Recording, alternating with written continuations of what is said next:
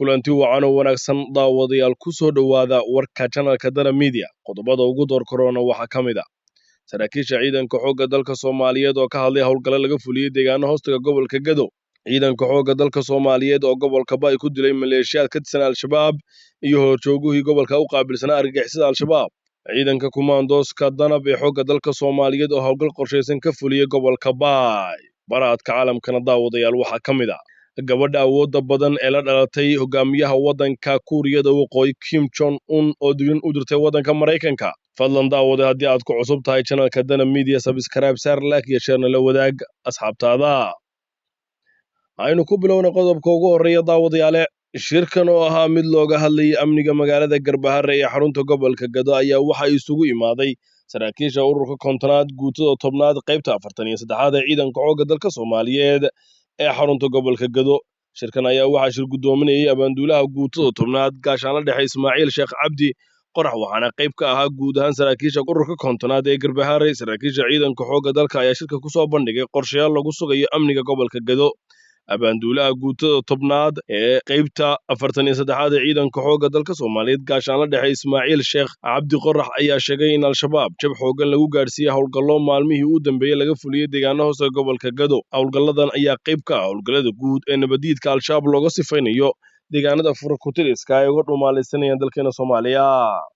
kadib markii maleeshiyaadka Al-Shabaab oo laga warhelay inay isku urursanayaan deegaano ka tirsan gobolka Bay ay ciidanka xoogga dalka Soomaaliyeed ku qaadeen weerar lagu gaarsiinayay jab xoogan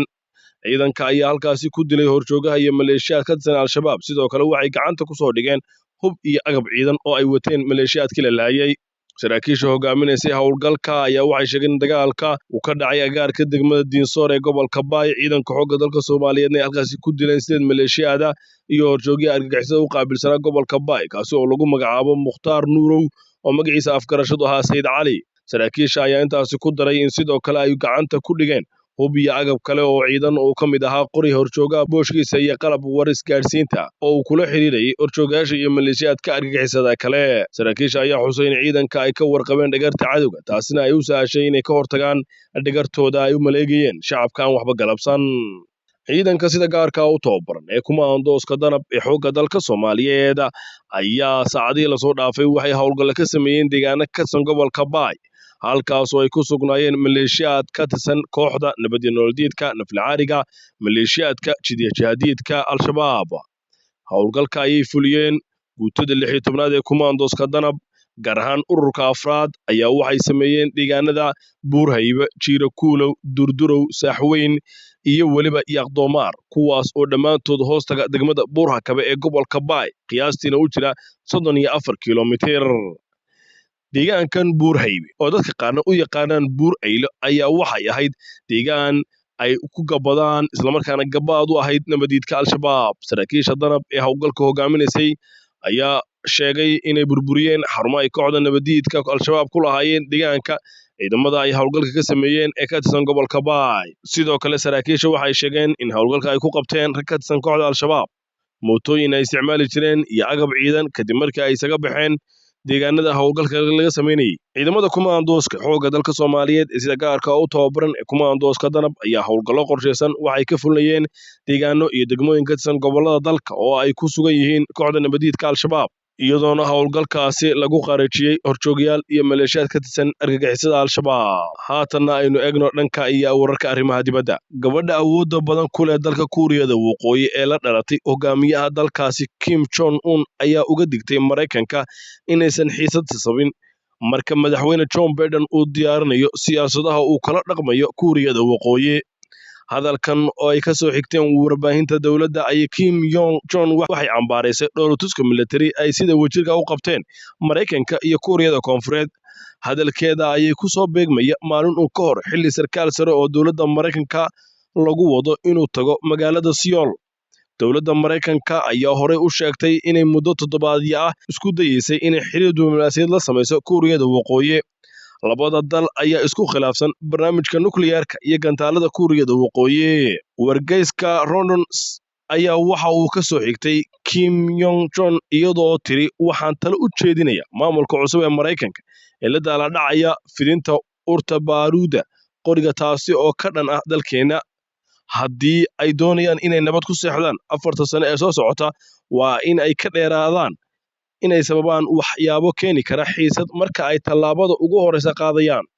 Waxay carabka ku adkaysay sida uu dalkeedu uga soo horjeedo dhoolatus military oo wada jira, taasi oo ay ku tilmaantay mid loogu diyaar garoobayo duulaan. Guud ahaan daawadayaal, intaas ayaan kusoo afmeeraya warka aad kala socoteen channelka Dana Media. Fadlan daawade haddii aad ku cusub tahay channelka, subscribe saar, like iyo share la wadaag asxaabtaada. Asxaabaysaas iyo nabadgelyo.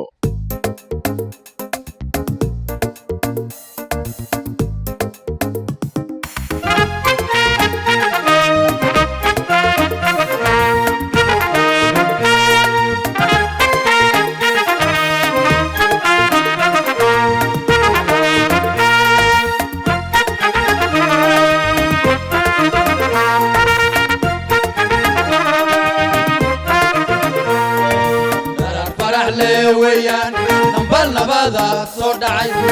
دول بريكا صوبحي دول كاو بيها دقاي قرار فرح لي ويان نبال نبادا صدعي دول بريكا صوبحي دول كاو بيها دقاي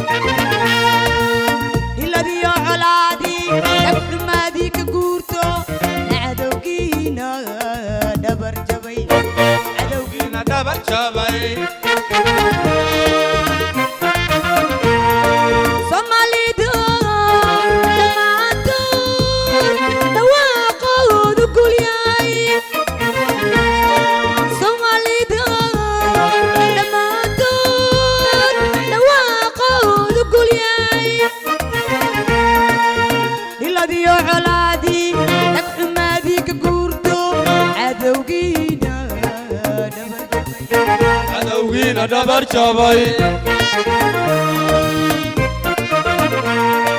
عيدا دمع لي حب حلال لنا تنكستبا كويرري وقالي دفيس يالا ودلال شمار كلون وحي هري اسنيبي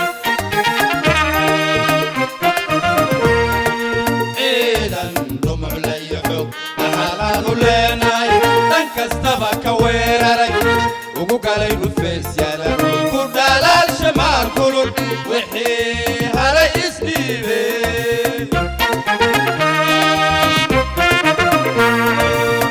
فرح لويان قرني مودا ما يستيرن ترى فرح لويان قرني مودا ما يستيرن لو تاغي ديدي بدا علنكنا دي هاليك بليان دبيلو قرار فرح لويان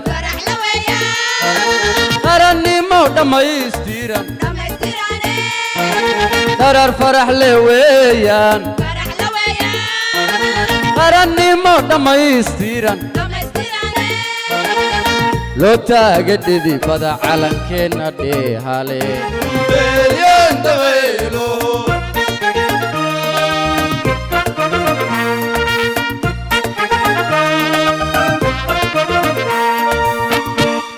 دقاق فضل عدوغانا دحقلي كرا دولك دافع عيسيو دادك دورستي سبا كتاب كوغو دارمري ديك إناي udaadshaan gaareen dhaqsibo guul arbaaxeen alhuumadi qarannimo dhamaystiran